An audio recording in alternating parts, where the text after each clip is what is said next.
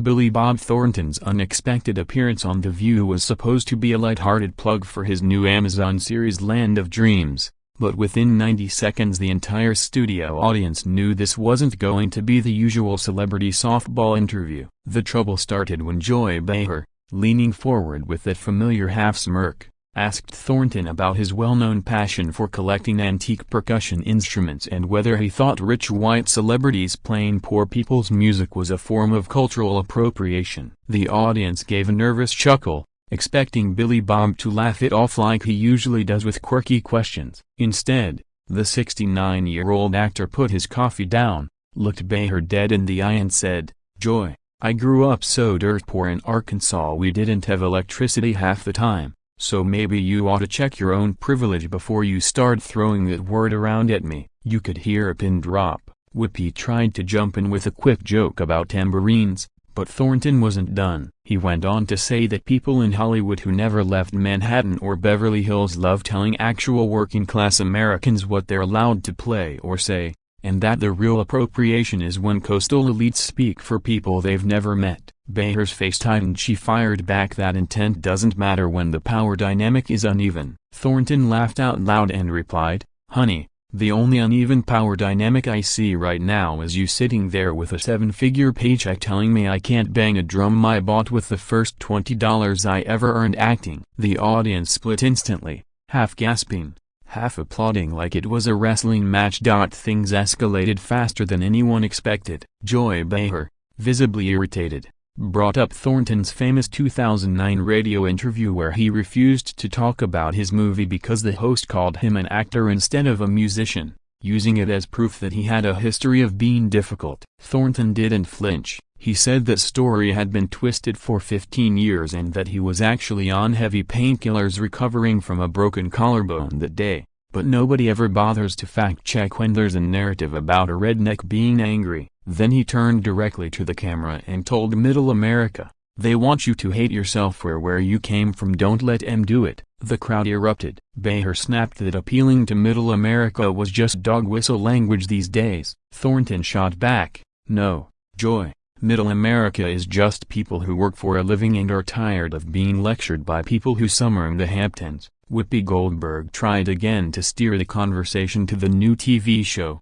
asking about his co-stars, but Thornton ignored her completely and kept talking over the growing boos and cheers. Security started moving toward the stage. Producers off-camera were frantically waving their arms. Behar said, "If you can't have a civil conversation, maybe this isn't the place for you." To which Thornton replied, "Lady, I was raised to speak my mind, and the day I let a New York talk show host tell me to sit down and shut up is the day I deserve whatever they dish out." The applause from one side of the audience drowned out the boos from the other. At this point the commercial break couldn't come fast enough, but the show was live and the segment still had 8 minutes left. Alyssa Farah Griffin tried to ask a policy-related question about rural hospital closures, clearly hoping to pivot to something substantive, but Thornton waved her off and said, "Sweetheart, with all due respect, I'm not here to help you rehab your Republican credentials on national television." The audience roared again. Sunny Hostin jumped in,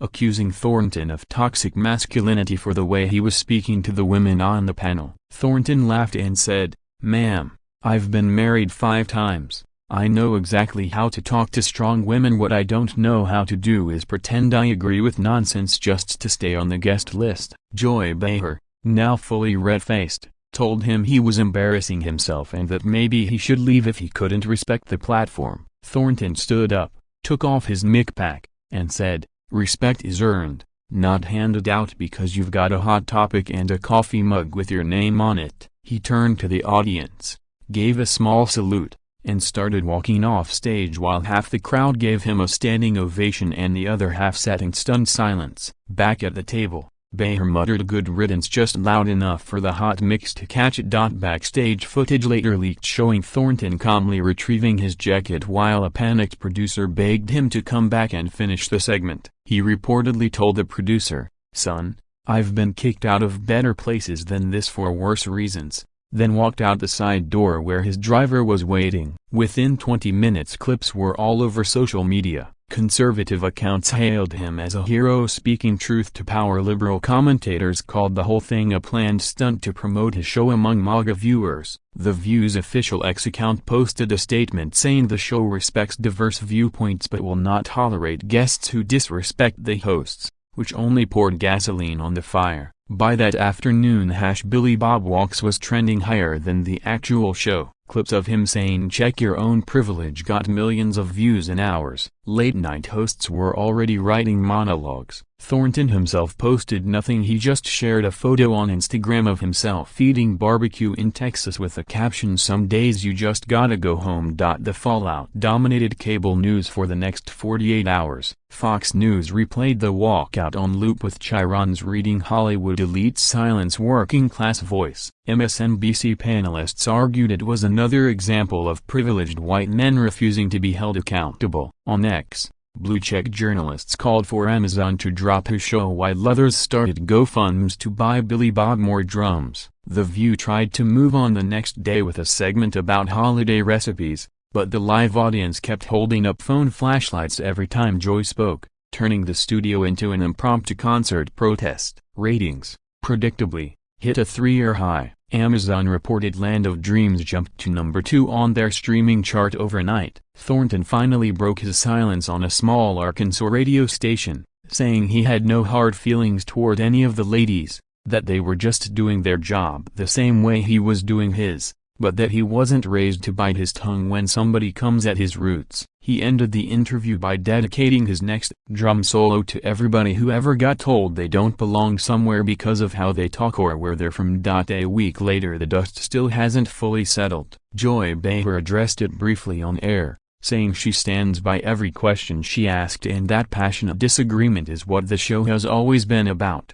though she stopped short of apologizing. Billy Bob Thornton, meanwhile, added extra tour dates to his side band the Boxmasters. All of them sold out in minutes. Pundits keep arguing whether it was real outrage or performance art, but most regular people watching at home seem to have made up their minds one way or the other. The whole episode became instant lore, another chapter in the endless culture war that somehow always finds its way to daytime television. And somewhere in a small town in the South, a kid who grew up without much just saw a famous guy from a similar background stand up on national TV and refused to back down, and maybe that moment matters more than any rating or trending hashtag ever could.